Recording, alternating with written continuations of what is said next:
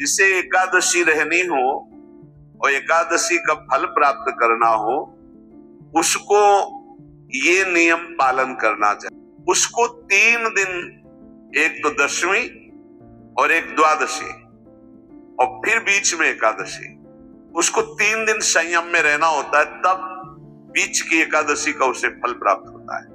जिसे एकादशी व्रत रहना हो उसका नियम है कि दशमी के दिन कांसे के पात्र का त्याग करे।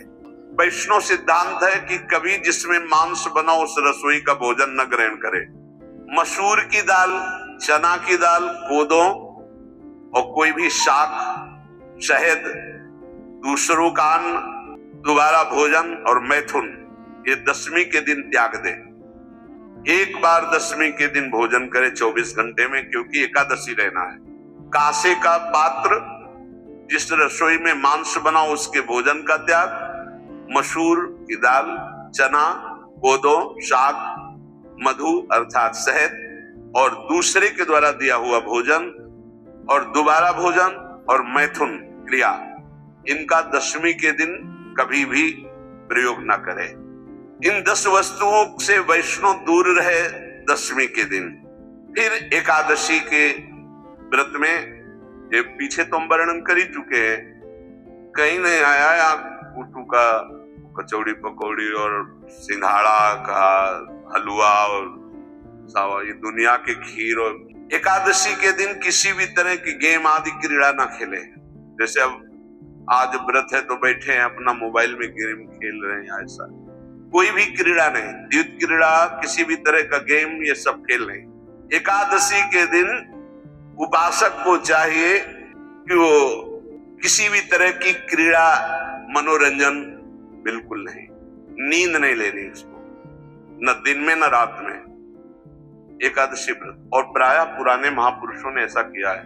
रामदास जी डाकोर के रात में जाते थे, रणछोड़ भगवान के यहाँ कीर्तन करते थे जाकर, तभी तो भगवान उनके कीर्तन पर, उनकी भक्ति पर रीछ कर गाड़ी में बैठकर उनके साथ आए। पूरी रात जगकर कीर्तन करना, और दिन में तो सोना ही निषेध है, पान खाना निषेध है। एकादशी को बिल्कुल नहीं, जो व्रत रह रहे।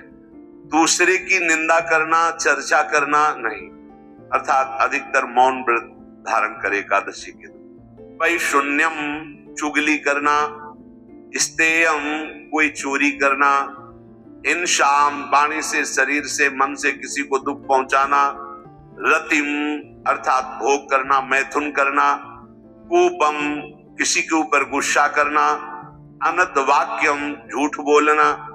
एकादशी को एक बार कुछ फलाहार शुद्ध, अगर आपके पास कोई व्यवस्था नहीं तो थोड़ा दूध है, जल है, ऐसे आप लेकर, या थोड़ा सा फल ले लें, थोड़ा सा फल लेकर के प्राण पोषण, एक दिन में मर नहीं जाओगे। कितने तो निर्जला एकादशी रहते हैं, हर एकादशी निर्जला। पूज्य श्री मथुरादास जी निर्जला ही रहते थे, हर एकादशी, हर एकादशी। चलो भैया, आपकी सामर्थ्य नहीं तो जल 2-4 बार ले लो, एक बार थोड़ा सा दूध और फल ले लो, चल जाएगा काम, प्राणों का पोषण हो जाएगा।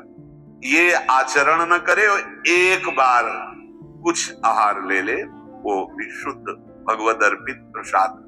फिर द्वादशी को अस्पृश्य स्पर्श मासूरे द्वादश्याम द्वादश त्यजेत, कांस के पात्र में द्वादशी को भी भोजन न पावे। जिस रसोई में मांस बनाओ उसमें आहार न ले, किसी भी तरह का नशा द्वादशी को न करे, शहद न पाए, तेल के बने पदार्थ न पाए, मिथ्या भाषण न करे और बहुत शरीर का व्यायाम न करे, बहुत थकावट वाले कार्य न करे। द्वादशी को जो इन नियमों का पालन करता है, दशमी, द्वादशी ऐसे और एकादशी ऐसे, तब उसे एकादशी व्रत का फल प्राप्त होता है। जो इस पद्धति से ये जो मनमानी है सब नहीं, हर पदार्थ मिल जाएगा आपको फलाहार में, हर पदार्थ हमको बताया गया, आपको जो चाहो सब पदार्थ फलाहार का। हरितोष व्रत है तो हरि प्रसन्नता के लिए एक दिन भूखे रहने बहुत आनंद आता है। पहले भगवत कृपा से ऐसी गंगा जल पी करके कुछ दिन, फिर कभी कभी निर्जला एकादशी का भी आनंद। बड़े संन्यास मार्ग में थे तो बड़े संयम से सब शास्त्रीय पद्धतियों का निर्वाह होता। उपासक को चाहिए इन नियमों से व्रत का अनुष्ठान करे, मनमानी आचरण न करे। सबसे प्रार्थना जो एकादशी रहते हो, हरितोष व्रत इसे कहते हैं, भगवान की प्रसन्नता के लिए रहा जाता है, रहना चाहिए। जो अपनी आचार्य परंपरा में है जैसे इनका सिद्धांत है, और रहने का सिद्धांत ये श्री सनत कुमार जी महाराज, श्री सनक जी महाराज, ये सनत कुमार जी वर्णन किए। सनक जी महाराज कह रहे हैं यदि भगवान का आश्रय नहीं, सत्संग नहीं है, तो इन चार में से एक हो तो नाश कर देता, फिर चारों हो तो सर्वनाश हो जाता है। यदि भगवत आश्रय नहीं है, खूब धन हो, जवान अवस्था हो, बढ़िया पद मिला हो, प्रभुत्व चलता हो और अज्ञान हो, फिर क्या कहना है? बोले ये चारों जहां मौजूद होते हैं वहां सर्वनाश का खेल शुरू हो जाता है। अगर इनमें से एक हो तो सर्वनाश करने में पर्याप्त है, और अगर चारों हो तो फिर क्या कहना है?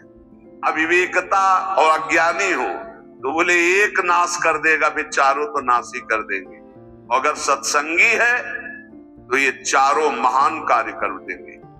क्या यौवनम, जवान है, खूब दूसरों की सेवा, मेहनत पूर्वक धन संपत्ति कमाकर माता पिता की सेवा, परिवार की सेवा। ये माता पिता, हमारा वेद कहता है मातृ देवो भव, तैत्तिरीयोपनिषद, मातृ देवो भव, पितृ देवो भव, आचार्य देवो भव, अतिथि देवो भव। वेद कहता है मातृ देवो भव, माता साक्षात हमारी भगवान है। देव हरि को कहते, केशव देव सिखा, हरि को कहते, गोविंद देव।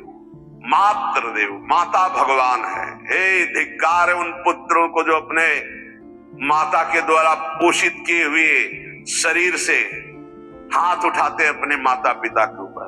नरक में तुम्हारी जो दुर्दशा होगी भोगोगे।